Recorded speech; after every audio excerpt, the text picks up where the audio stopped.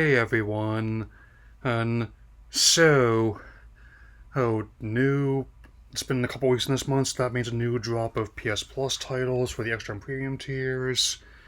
We have a new day and date release for the Abiotic Factor. We have a handful of selections ranging from Cyberpunk 2077 to Planet Zoo. We have Twisted Metal 3 and 4 joining the Legacy titles. Not as good as first couple games, with my personal favorite still Twisted Metal Black, but they're not without the defenders. Vescar Rain 2, Tropico 6, and on top of me keeping up with Battlefront Classic and Disney Speedstorm, I've also synced my Battle.net account with Overwatch 2 on PlayStation, so of all things of this drop, I've chosen to talk about what's arguably one of the more divisive titles, but and also the more one that's still worth addressing, if not for the reason you might think. I mean, I think I may have made this clear before, but the show is quite good. This game, not so much. So, here are my thoughts on the PS Plus release of Bluey The Video Game. So, the game is published by Outright Games. While not quite as infamous as Game Mail is, they are actually often seen as a companion company toward them, and developed by Artax Games.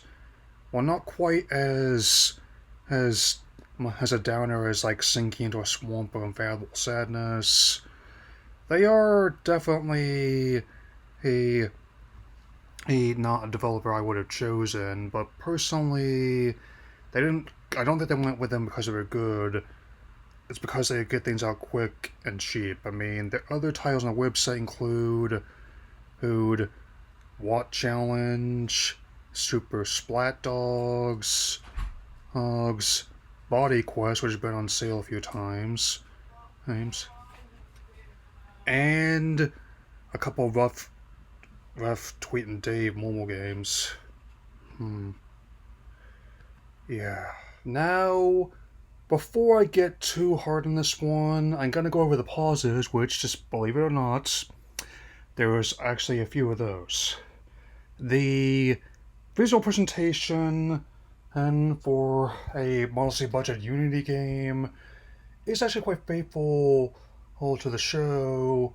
In terms of rendering the healer's household, the creek, and even the beach, which is heavily based on the actual part of Australia where Joe Brumm lives, and the voice cast reprisal roles, I mean, so there's that. I mean, and despite all the ballyhoo, it's not actually as technically unsound as other games come out the same year, especially in the licensed game department, where you can run, you can jump, and it all feels fine.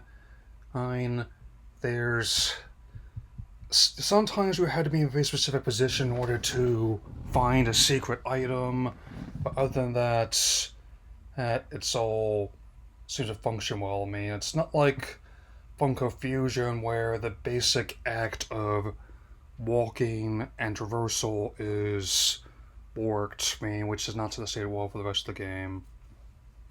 That out of the way, hey, it's also clear that while this may not be the worst game I've ever played, it's also far from the best, especially in regards to what it aims for. I mean, I'm obviously not the target audience for the game or the show on which it's based, but I can recognize what I see from them.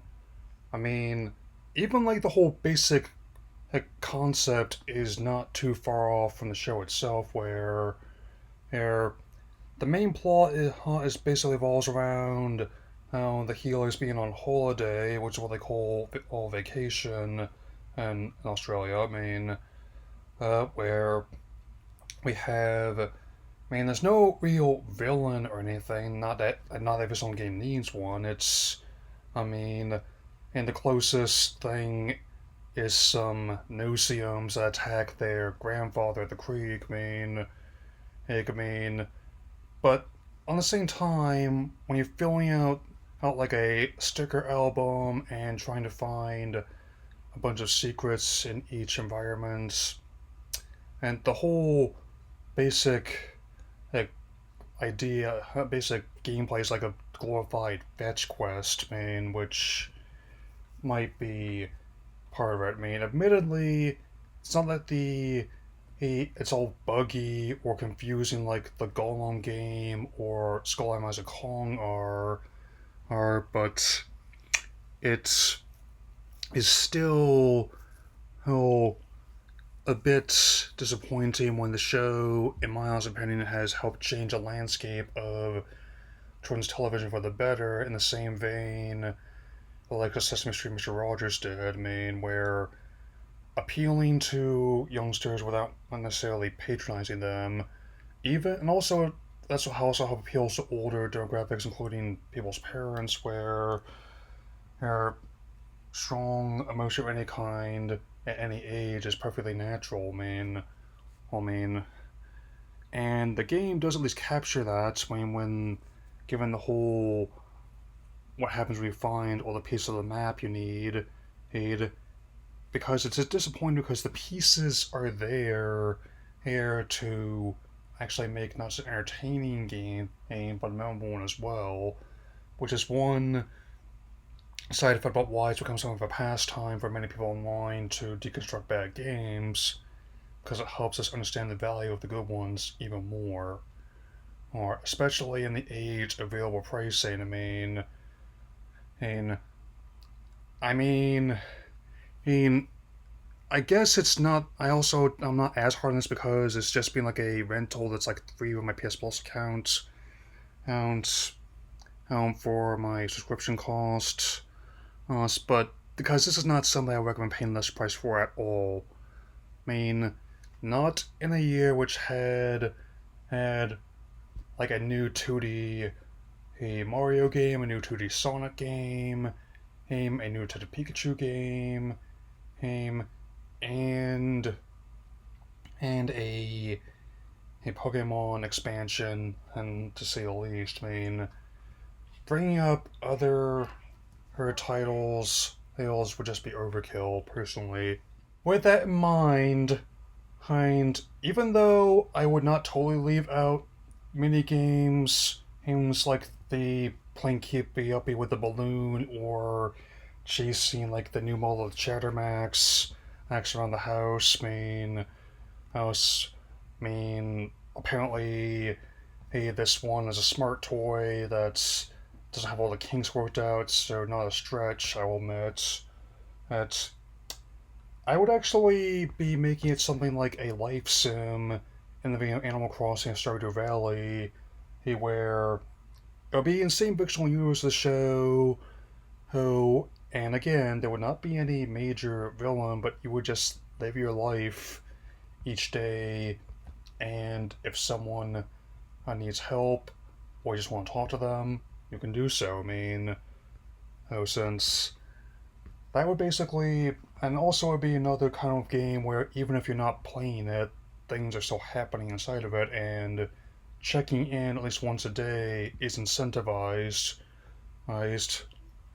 And of course, there would be different scenarios that would happen depending on which time you check in.